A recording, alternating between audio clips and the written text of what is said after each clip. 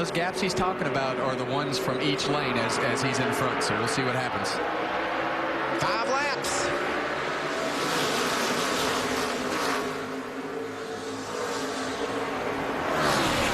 Five to go at Daytona. Look at David Starr up in that lead mix. Ross Chastain there on the bottom. There's Eric Almirola's been he was in that wreck, but he's squeezed through. And as the field gets smaller like this, things happen slower, and it takes longer for them to make a move. So there Brad goes trying to make a block, and here comes that inside lane. So he had to make a decision, and the inside had the momentum. Kyle Larson takes over the lead. Chris Buescher helping him. That's Ty Dillon by himself in that outside lane. That car of 42 of Larson's has been really strong. We watched him make that move up the outside to grab the lead, and now he's going to try to block, but he's going to get hung in the middle. That's a huge mistake, but that's the chance you take. He tried to block a lane, couldn't get there, and now he's stuck in the middle. Yeah, and he was just hoping that Brad was going to push him, and Brad had enough momentum to where he could carry that, and then the inside had already made up the ground, and the 42 was stuck in the middle. So it didn't hurt him near as bad as it could have.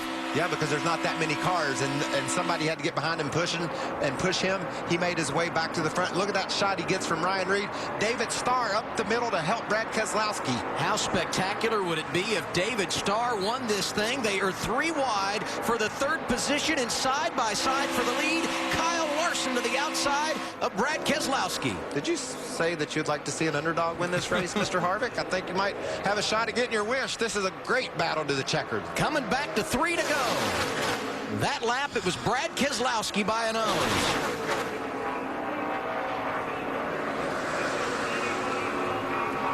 I tell you, the guy that looks to me to be the best pusher right now is that 98 car of Eric Almirola. He has done a good job of pushing, and there's a lot of tore-up race cars, but his car is still pushing very well. And that's after he got into that outside wall on that last crash, came down pit road, made repairs, and he's right in the middle of the mix. On board here behind David Starr. Saw Dale Jr. slipping into the picture, too. He's there on the 5th car on the inside. But you're right, Harv. Look at the way that Almirola is able to tuck up underneath the car in front of him, David Starr. And right now it's all about the line who has the least weak links. And right now they're all formed up really well. The first 4 cars on the bottom, but the top has actually more numbers, so we'll see how this plays out.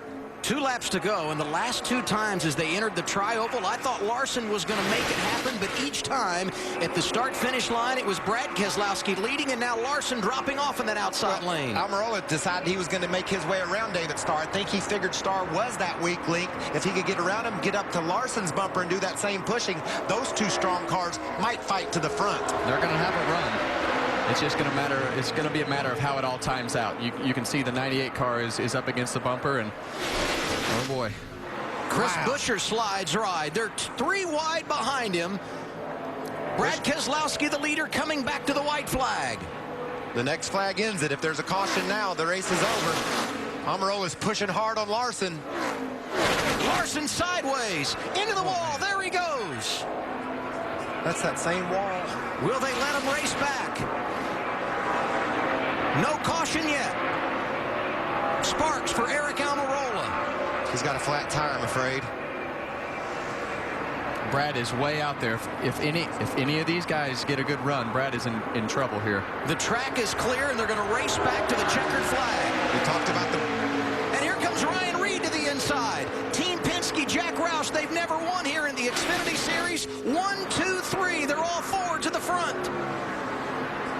It might be too soon. Reed trying to block his teammate, Chris Buescher. Here's the checkered flag. Ryan Reed wins it at Daytona. What a finish.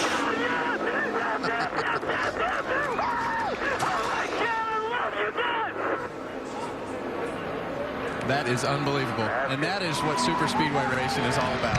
at its finest. What a battle to the checkered. And that young man was up there all day and did a great job. Another win for Bakersfield, California there, too. Fellow hometown boy. How about that? Thank you, thank you, thank you, thank you. The last time a Ford won here, July 2004. On that Friday night, it was Mike Wallace. today, it's all about Ryan Reed and the Roush Fenway organization. Full post-race coverage on the way from Daytona International Speedway. First, we send it off to Los Angeles. What a day at the World Center of Racing. Fox Sports Live starts right now on Fox Sports 1.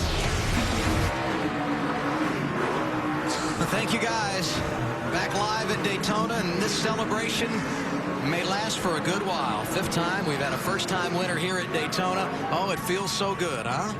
I am so excited to see what this place produces. I mean, that right there could make that guy's career for a very long time. So I'm just so happy for Ryan Reed. But shout out to NASCAR, right? Yeah, I mean, I'm glad they didn't throw the caution. There wasn't any trouble on the racetrack, so they left the caution in the flagman's stand. They let these guys race back, and the race to the checkered was amazing. Ryan had such a big run at Keselowski because Keselowski had gapped him due to the contact that had taken place. So what a great push. The Dillon brothers, 3rd and 4th, right behind the 2 Fords. So some great stories up there. Certainly David Starr and Eric Almirola, 5th, 6th, and 7th. That's a pretty amazing accomplishment as well. Jack Roush had never won here in the Xfinity Series. He goes 1-2 today with 2 young drivers that have a load of potential. Ryan Reed gets the checkered flag, and Chris Buescher right behind him, and here they come. Buescher pulled a block on him up in turn 3 and 4. It didn't quite work. He got a little bit wide, and that lost the momentum for the pack, giving Brad a chance to see the white flag by himself. And then an aggressive push by Almirola took out Kyle Larson. He took Ross Chastain with him. And Kevin, you said it. Brad just got too far out in front by himself, and really at this stage becomes a sitting duck. Absolutely, he was just way too far out there, and the only cars that were formed were the 16 and the 60 with the 44 behind them. And once they cleared the side of the 33 car, Brad had one move and one chance to block, and he had to guess. And with the momentum like that, he really had no chance. Yeah, that was at least 10-mile-an-hour difference, it looked like, and nobody could make that block. And then Chris Buescher was able to push his teammate, give him that big run, and then come and race him to the checkered. I can't wait for this kid's interview. This is going to be awesome. Well, you heard the emotion on the radio, and we'll do it one more time.